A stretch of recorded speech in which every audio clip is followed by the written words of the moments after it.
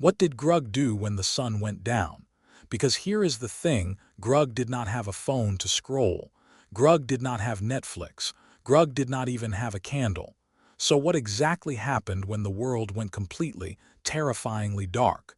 Stick around because the answer is way more interesting, way more gross, and honestly way more relatable than you think. Okay, let us set the scene. You are a prehistoric human, somewhere between 200,000 and 30,000 years ago, depending on which Tuesday we are talking about.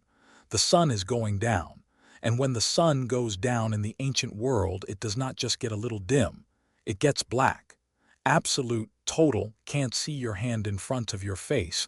The universe has forgotten you darkness. There are no street lights. There are no buildings with glowing windows. There is no ambient glow from a city 40 miles away bouncing off the clouds. There is just dark and wind and the sound of something large moving in the bushes. This is not a vibe. This is a survival problem. Modern humans sometimes talk about being afraid of the dark like it is a cute little quirk.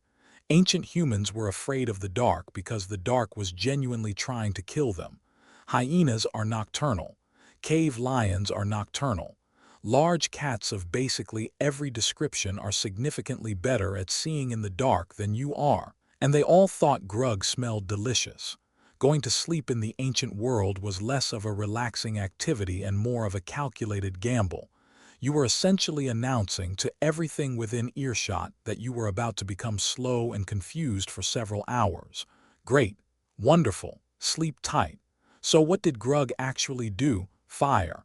That is the short answer. Fire is the long answer too.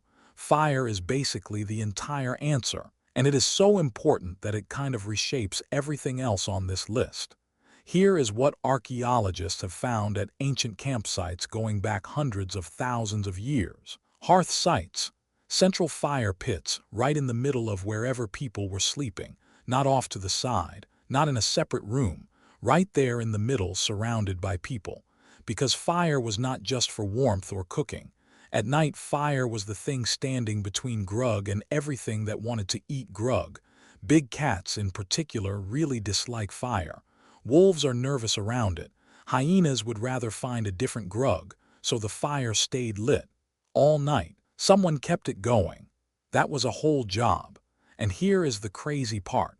Researchers studying modern hunter-gatherer groups, people who still live in ways that are close to how ancient humans lived, have found that these groups almost universally sleep in what you might call shifts. Not organized military shifts with a schedule. More like chaotic, overlapping, nobody agreed to this shifts where at any given moment, at least one or two people in the group are awake, poking the fire, listening for sounds and keeping an eye on the darkness just beyond the light. Sleep researchers actually studied this in groups like the Hadza in Tanzania and found that over the course of a night, true simultaneous sleep, everyone out at the same time was almost never happening. There was almost always someone awake.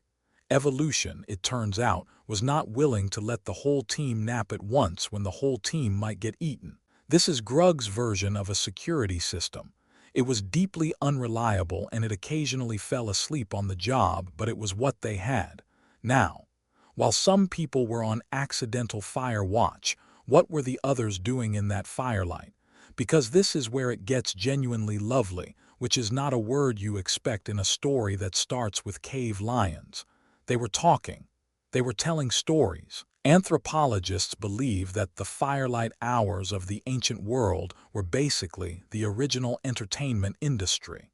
During the day, the conversation was mostly practical. Where is the water? That berry will kill you.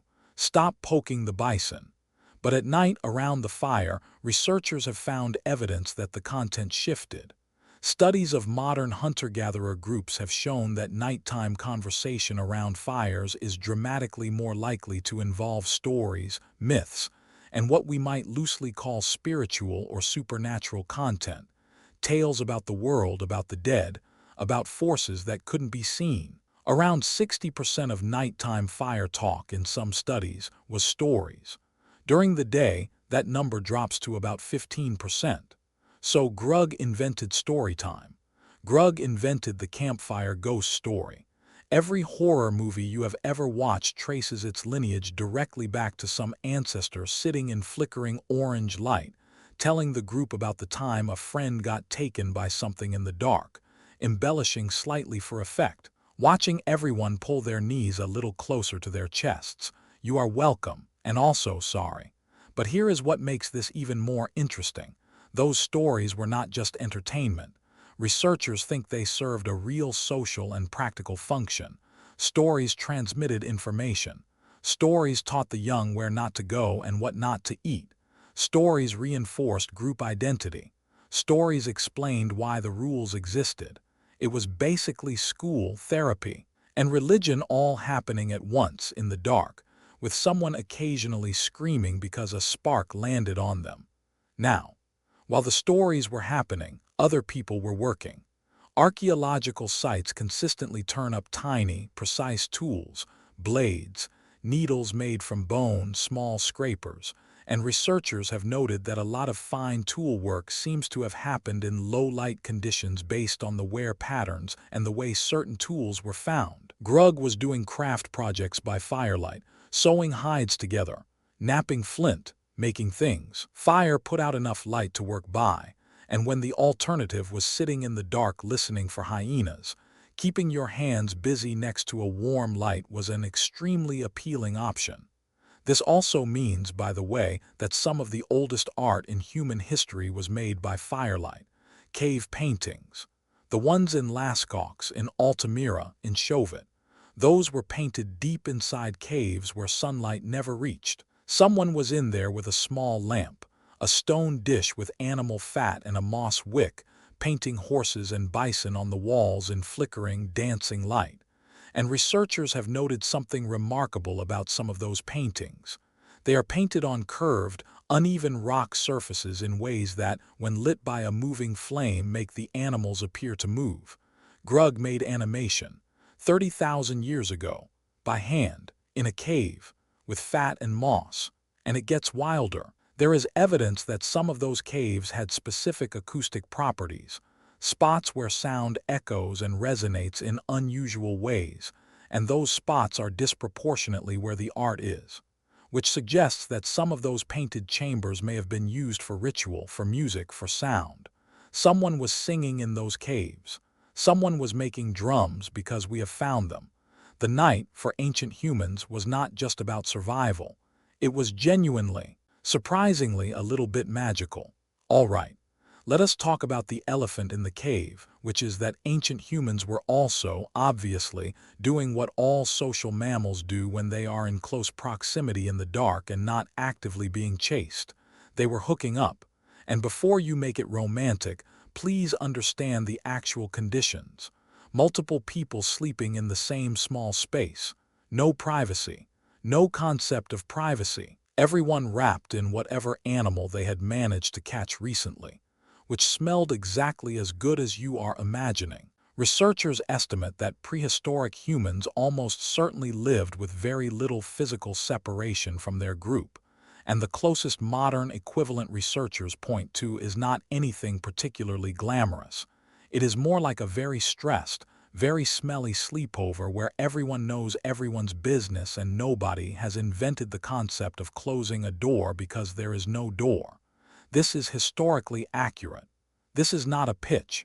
This is, if anything, the single greatest argument for the invention of architecture that has ever been made. Now, let us talk about sleep itself, because this is where modern humans are going to feel very personally attacked. We have this idea that the natural human sleep pattern is 8 solid hours. You go down, you come up, you are done. But research into pre-industrial populations and studies of modern hunter-gatherer groups suggests that ancient humans probably did not sleep this way at all. The evidence points to what sleep researchers call segmented sleep or biphasic sleep. You sleep for a few hours, you wake up in the middle of the night for an hour or two, you are just awake. Maybe you stoke the fire. Maybe you talk softly. Maybe you just sit there. Then you go back to sleep until dawn. Some historians and sleep researchers think this middle of the night waking, which plenty of modern humans experience and find deeply distressing, is not a sleep disorder. It is an ancient feature. It is what humans did. The fire needed attention around then anyway. The darkness was at its most complete. Having some of the group quietly alert in those hours was, again, probably not dying. So if you wake up at 3 in the morning and cannot get back to sleep immediately, congratulations. You are operating the original factory settings. Grug would be very proud of you. Grug would also ask you to please check the fire. Next time you complain about a bad night's sleep, just remember that Grug's bad night's sleep involved a hyena getting closer than expected, someone knocking over the lamp, a child crying in a way that might attract attention, and then getting up before dawn to go find breakfast before breakfast found Grug first. You have a mattress and a thermostat. Take a breath. The ancient night was terrifying and loud and smelly and genuinely dangerous.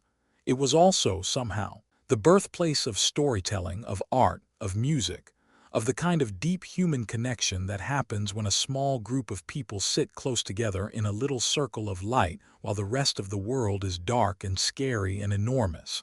Grug did not complain about this, by the way. Grug did not know anything different.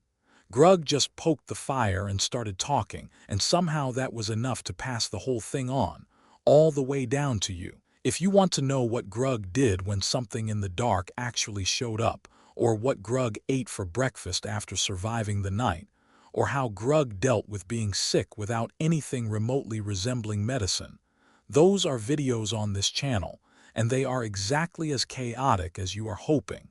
Stick around. Grug has a lot more to explain.